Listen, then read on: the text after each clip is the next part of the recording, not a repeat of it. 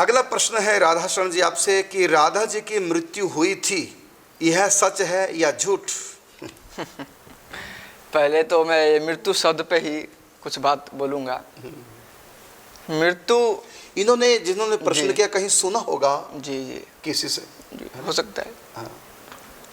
अपने मन से तो प्रश्न नहीं किया होगा, कहीं सुना हो, किसी ने कह दिया होगा, किसी ने कह दिया। हाँ, कहने वाले भी तो दुष्ट प्रवृत्ति के भी लोग हैं जो हमारे धर्म के प्रतिकूल बहुत दुष्ट प्रवृत्ति के भी और अनजान भी बहुत है, ना समझ भी बहुत है। सुना होगा इन्होंने कहीं तो प्रश्न मन में आया। तो आप इसके बारे में बताएंगे, राधा जी की मृत्यु हुई थी, यह सच है या झूठ? जी, तो ये तो बाद में बताऊंगा सच है या झूठ। पहले यही मैं बताऊं, परमात्मा भगवान की मृत्यु होती ही नहीं है। अरे जब जीवात्मा की, जब मनुष्य ये आत्मा की जब जन्म मृत्यु नहीं होती तो परमात्मा कैसे हो सकती है? ठाकुर जी स्वयं गीता जी में कह रहे हैं, न जायते मृत्ये वा कदाचिन नायम भूतवा भविता वा न भूया अजो नित्य शाश्वतोयम पुरानो न हन्यते हन्यमाने शरीरे। कह रहे थे ये आत्मा, इस आत्मा की तो न कभी जन्म होता है न कभी मृत्यु। ये सदा से, जब शरीर नहीं था तब भी आत्मा है, जब शरीर नहीं रहेगा तब भी आत्मा जी। तो हमारा तो शरीर है, इसलिए शरीर की मृत्यु हो जाती है, लेकिन आत्मा की नहीं होती। लेकिन राधा रानी की आत्मा, राधा रानी का शरीर, ये दो तत्व है ही नहीं। उनकी आत्मा ही शरीर है। चिदानंदमय देह तुम्हारी विगत विकार जान अधिकारी। तो भगवान का जो शरीर है, भगवती का जो शरीर है, ये पंच तत्व का नहीं होता। जिस तत्व की आत्मा उसी तत्व का शरीर, या कह लो कि आत्मा ही शरीर बनी है। इसलिए हमारे वेद में कहा आत्मा अशरीरी है, मतलब शरीर धारण नहीं करते। अब वेद कहता आत्मा शरीर धारण नहीं करता, परमात्मा शरीर धारण नहीं करता, तो अशरीरी है। इसका अर्थ यह नहीं है कि वो साकार नहीं है, पूरा पुंजीभूत स्वरूप है। हाँ, आत्मा से पूरा शरीर है। माने उनकी आत्मा ने शरीर धारण नहीं किया, बल्कि उनकी आत्मा ही शरीर बनी है, इसलिए धारण नहीं किया। धारण तो दूसरी वस्तु को किया जाता है, तभी तो जैसे वस्त्र ने धारण किए, क्योंकि हम वस्त्र नहीं, वस्त्र धारण किए। लेकिन भगवान का जो शरीर है वो कोई पंच तत्व का नहीं होता, वो देवताओं की तरह दिव्य भी नहीं होता, वो चिन्मय होता है। चिदानंद, चित्त का मतलब चिन्मय, चित्तमय मतलब ज्ञान स्वरूप, चिन्मय और आनंद स्वरूप होता है। तो कहा कि चिदानंदमय देह तुम्हारी विगत विकार जान अधिकारी।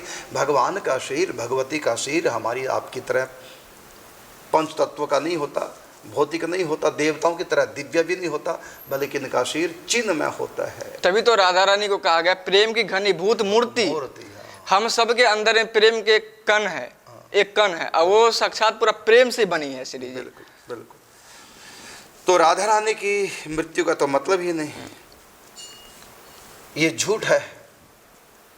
लेकिन अब इसमें प्रश्न तो नहीं किया गया, मेरी तरफ से प्रश्न है कि बहुत लोगों के प्रश्न आते हैं, आए तो नहीं, यहाँ तो नहीं है, वैसे कई लोग मुझसे पूछते हैं, उनका उत्तर मैं देता हूँ, लेकिन आपके मुख से सबको सुनाना चाहता हूँ।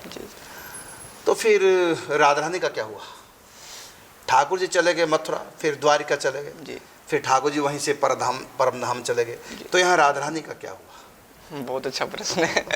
बहुत लोग पूछते हैं जी कि राधा रानी का क्या हुआ? ये लोग वही पूछते हैं जिन्होंने ग्रंथ नहीं पढ़े, जिन्होंने भागवत महात्मा नहीं पढ़ा, स्कंध पुराण नहीं पढ़ा, वही ऐसे प्रश्न करते हैं।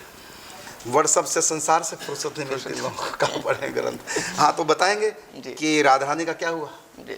श्री कृष्ण के बारे में बताया, कैसे परम धाम गए। तो उसमें बताया याद का तीर लगा, उस माध्यम से भगवान अंतरित हुए। लेकिन राधा रानी का क्या, ये लोग कहते हैं कहीं लिखा नहीं। अरे लोगों ने पढ़ा ही नहीं तो क्या, अध्ययन ही नहीं करते, अध्ययन किया नहीं, कह दिया लिखा नहीं। जी, पढ़ो तो पता चले। तो आप बताएंगे राधा रानी का क्या हुआ? जी, तो भागवत जी में ही गीता प्रेस से जो प्रकाशित भागवत जी है, तो उसी में यद्यपि ये कथा है, ये प्रसंग है, ये स्कंद पुराण के अंतर्गत है, लेकिन गीता प्रेस वालों ने वहां से इकट्ठा करके और भागवत जी के साथ ही उसको जोड़ दिया। लास्ट के जो महात्मा, भागवत जी में दो महात्मा, प्रारंभ में पद्म पुराण का, पद्म पुराण अंतर्गत प्रारंभ में, और स्कंद पुराण अंतर्गत लास्ट में है उसमें। तो उसमें ये प्रसंग आया है जब वज्रनाभ जी मथुरा में जब इनको राज्याभिषेक कर दिया भगवान श्री कृष्ण के परम धाम जाने के बाद, अर्जुन भगवान श्री कृष्ण के परपौत्र वज्रनाभ को मथुरा लाते हैं और यहाँ पर मथुरा के राज्य सिंहासन पर अभिषिक्त कर देते हैं, रातिल कर देते हैं। तो घटना उस समय के ये स्कंद पुराण अंतर्गत सुना रहे हैं। जब यहाँ के राजा बज्रनाभ थे और उसी समय सुदर्शन चक्र ने अवतार लिया था भगवान निम्बारकाचार्य जी के रूप में। उस समय की घटना है, आगे आप बताएं जी। तो जब राज्याभिषेक पर जब उनका हुआ, फिर वो यहाँ जो ऋषि थे, सांडिल्य ऋषि थे पुरोहित के रूप में, तो उनके पास आए और उनसे प्रणाम करके निवेदन किया, गुरुदेव यहाँ तो प्रजा है ही नहीं, मैं किस पे राज्य करूं? चारों तरफ जंगल ही जंगल है, कुछ भी दिखाई नहीं दे, कोई नंदगांव बरसाना नहीं, कुछ भी नहीं, कोई गोकुल नहीं, वृंदावन नहीं, और ये सब कोई मनुष्य नहीं, चारों तरफ जंगल ही जंगल। तो प्रश्न किया सांडिल्य ऋषि से, यहाँ कोई प्रजा है ही नहीं और मैं राज्य किस पे करूं राज्य? तब उसी में प्रसंग बताया, सब जगह से बार से प्रजाओं को लाओ। फिर लेकिन ये प्रश्न बना रहा, ये सब गए कहाँ? एकाएक सब ब्रजवासी, और इतनी महिमा मैं सुना हूँ, बरसाना, नंदगांव, ये सब कहाँ गए? तो इसी को बताते हुए उन्होंने कहा, दो प्रकार की ठाकुर जी की लीलाएं होती है। एक सांडिल्य जी बता रहे हैं। ये सांडिल्य जी कौन है? ये सांडिल्य हैं, ब्रजवासियों के पुरोहित हैं, नंद बाबा के पुरोहित हैं, वसुदेव जी के पुरोहित हैं, वो गर्गाचार्य जी, और नंद बाबा के पुरोहित सांडिल्य ऋषि, और महाराज वृषभानु राधा रानी के पिताजी के पुरोहित सांडिल्य ऋषि होंगे, पक्का भागुरी ऋषि। अच्छा, भागुरी ऋषि, इनके बारे में जानकारी नहीं। वो भागुरी ऋषि, जी जी, हाँ बताएंगे आप। सांडिल्य ऋषि नंद बाबा के, जी। तो नंद बाबा तो सब गायब हो गए। जी जी जी, यहाँ कुछ भी नंदगांव बरसाना कुछ भी दिखाई नहीं, कोई बस्ती दिखाई नहीं दी। जी जी, 9 लाख गाय भी नंद बाबा की कुछ भी नहीं। जी जी, केवल वो रह गए सांडिल्य ऋषि, केवल सांडिल्य ऋषि रह गए। तो वही उसने प्रसंग बताया, दो प्रकार की ठाकुर जी की लीला है, एक है वास्तवी और एक है व्यवहारिकी। आपको पता है कि सांडिल्य ऋषि के सूत्र भी हैं भक्ति? जी जी, सांडिल्य सूत्र, जैसे देवऋषि नारद जी ने सूत्र लिखे भक्ति पे, उन्होंने 84 सूत्र लिखे, इन्होंने 100 सूत्र लिखे। जी जी, अध्ययन उसका भी हुआ है आपकी कृपा से। बोलिए जी।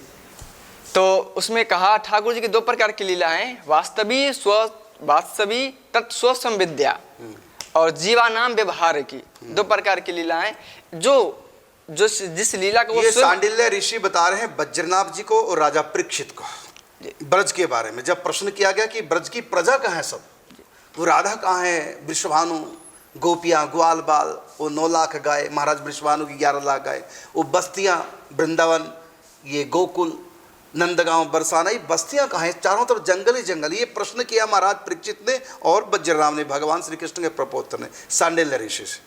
अब सांडिल्य ऋषि बता रहे हैं ब्रज के बारे में। तो पहले ये ब्रज का जो है उन्होंने व्याख्या की, ब्रज है क्या, तो उसमें बताया विस्तार न कर, मेन बात। जी जी जी, दो प्रकार की लीलाएं बताई उसमें। तो एक है वास्तविक लीला, जो ठाकुर जी जिस लीला का स्वयं आस्वादन करते हैं, और एक है लीला व्यवहारिकी, जो जीवों के लिए। तो जब ठाकुर जी की जो नित्य लीला है उसको हम वास्तविक लीला बोलते हैं, और जब जीवों के सामने जो लीला प्रकट होती है उसको हम व्यवहारिकी लीला बोलते हैं। तो उन्होंने बताया जो वो जो नित्य लीला है वो अभी भी चल रही है, अभी है, अब भी है। जी जी जी, इसी ब्रज में है जी। लेकिन जो व्यवहारिक लीला है इसके अंतर्गत वो लीला अंतर्धान हो चुकी है, केवल लोगों की दृष्टि से अंतर्धान हुई है, वो स्वयं की दृष्टि से है, अभी भी है, बरसाना है, अभी भी है वो जी। तो फिर उन्होंने बताया जो अब भी तुमको मेरी कृपा से और ब्रज में क्षेत्र जो भी है वो जाओ और लीलाओं का चिंतन करो और ये ब्रज का सेवा करो, तो सेवा करने से तुम्हारे अंदर में भाव अंकुरित हो जाएंगे। तो फिर सब कुछ उनके अंतर्गत में प्रकट हो गया। नंदगांव जब जैसे बैठते और वहाँ ठाकुर जी का चिंतन करते, ध्यान करते, तो उसी समय गर्गाचार्य सांडिल्य ऋषि की कृपा से वहाँ की लीला उनके अंतर्गत में प्रकट हो जाती। अंतर में नहीं, बाहर ही प्रकट हो, बाहर भी जी। और यहीं पर स्कंद पुराण में कथा हो रहा है, भगवान श्री कृष्ण के परम धाम जाने के बाद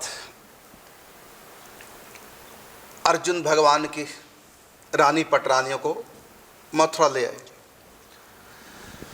और उस समय कालिंदी भी थी। तो सारी रानियां उदास हैं भगवान श्री कृष्ण के विरह में, लेकिन कालिंदी बड़ी प्रसन्न रहती थी। तो ये मन में आया सब रानियों के कि हमारे प्यारे श्याम सुंदर द्वारकाधीश हमको छोड़ करके परम धाम में जा चुके, हम उनके विरह में व्यथित हैं, खाना पीना सोना सब कुछ हमको अच्छा नहीं लगता, हम हमेशा उदास रहती है। लेकिन यही हमारी बहन एक कालिंदी, ये प्रसन्न क्यों रहती? क्या इनको प्रियतम के जाने का विरह नहीं है? प्रश्न किया सब ने आकर के। तो कालिंदी ने एक उत्तर दिया, ये उस समय की घटना है, जिस समय यहाँ के राजा बज्रनाभ थे, भगवान कृष्ण परम धाम जा चुके थे और ब्रज में चारों तरफ जंगल ही जंगल दिखाई दे रहा था, कोई प्रजा यहाँ नहीं। नंदगांव बरसाना, नंद बाबा महाराज विश्वान, राधा आदि गोपियाँ, ग्वाल बाल कुछ भी नहीं था, जंगल हो गया। तो उस समय की घटना, कालिंदी प्रसन्न वदन कह रही हैं अपनी सोतों को, मतलब रुक्मिणी आदि का, मैं इसलिए प्रसन्न हूं कि मुझको छोड़कर श्री कृष्ण नहीं गए, द्वारकाधीश मुझको छोड़कर नहीं गए।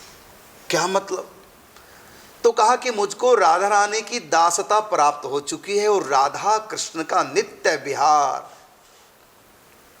कहा ना कि चंद्र टरे दिनकर टरे, तरे त्रिगुण विस्तार, दृढ़वत श्री हरिवंश को मिटे ना नित्य विहार। आज भी इस पे ब्रजभूमि में राधा कृष्ण का नित्य विहार चल रहा है। भले चारों तरफ जंगल ही जंगल, वन ही वन दिखाई दे रहे हैं, लेकिन आज भी उनकी लीलाएं मेरी दृष्टि में प्रकट हैं। मैं मुझको राधा रानी की सखी सहचरी का, दासी का भाव प्राप्त हो चुका है। राधा रानी मेरे सामने बिल्कुल प्रत्यक्ष है और इसी प्रकार द्वारकाधीश भी निकुंज बिहारी के रूप में, ब्रज बिहारी के रूप में प्रत्यक्ष है। तो मैं तो हमेशा उन्हीं की लीलाओं में खोई रहती हूँ। मुझको राधा माधव की नित्य सेवा प्राप्त है। वो अंतर्धान नहीं हुए, छोड़ के नहीं गए, वो मेरे सामने प्रत्यक्ष। तो हमको कैसे प्रत्यक्ष होंगे? हमको तो ब्रज 84 कोस में वन ही वन दिखाई दे रहा है, कहीं कोई नंदगांव बरसाना नहीं। हमको कैसे दिखाई दे? तब कहा कि भगवान ने उद्धव जी को ब्रज का अखंड वास दिया। गोवर्धन में कुसुम सरोवर, वहाँ कुसुम सरोवर का नाम भी लिखा है स्कंद पुराण में कि यही गोवर्धन में कुसुम सरोवर है, कि गोवर्धन में नारद कुंड के पास कुसुम सरोवर, कुसुम सरोवर के बगल में जो वन है वहाँ पर लताओं के वृक्षों के रूप में उद्धव जी रहते हैं। वो उद्धव जी कृपा करें तो ये पूरा ब्रज का जो वास्तविक स्वरूप है प्रकट हो सकता है। तब समस्त रानियां उद्धव कुंड पर आती हैं। आज जहां उद्धव कुंड है, जब हम जाते हैं छोटी परिक्रमा में राधा कुंड की तरफ, रास्ते में उद्धव कुंड आता, वहां लिखा भी है। तो वहां उद्धव जी श्रीमद् भागवत की कथा का गान करते हैं भगवान श्री कृष्ण की पटरानियों के लिए। बल्कि उस समय वज्रनाभ के साथ साथ परीक्षित भी थे। परीक्षित को उद्धव जी ने प्रकट होकर कहा, अभी तुम भागवत की कथा नहीं सुनोगे, समय पर तुमको सुखदेव जी सुनाएंगे, अभी तुम कलयुग के ऊपर विजय प्राप्त करो, जाओ, समय आएगा सुखदेव जी तुमको एक कथा सुनाएंगे। ऐसे कहकर उद्धव जी ने विदा कर दिया राजा परीक्षित को। वज्रनाभ वहीं थे अपनी परदादियों के साथ। तो यहाँ पर उद्धव जी लताओं के रूप में थे, तो लताओं से प्रकट हो गए, श्रीमद् भागवत जी की कथा सुनाई, प्रेम का तत्व, मर्म, ये रास, ये ब्रज की लीलाएं विस्तार से सुनाई। और ब्रज की लीलाएं सुनते सुनते उन सब रानियों में ब्रज भाव प्रकट हो गया। राधा रानी की हम किंकरी हैं, सेविका हैं, इस भाव में आ गई। और उसी समय सामने राधा कृष्ण प्रकट हो जाते हैं और यही नहीं, सब परिकर सखिया निकुंज के सब प्रकट हो जाती है। तो ये आपके प्रश्न का उत्तर है। आपने कहा राधा रानी का श्रेय छूटा है ना, उनकी मृत्यु तो कोई मृत्यु नहीं, आज भी राधा रानी है। और यहाँ भक्तों को आज भी दर्शन होते हैं, नित्य उनकी लीला चल रही है। वो केवल अंतर्ध्यान, सारे ब्रजवासी इकट्ठे अंतर्ध्यान हुए हैं। हाँ, एक साथ।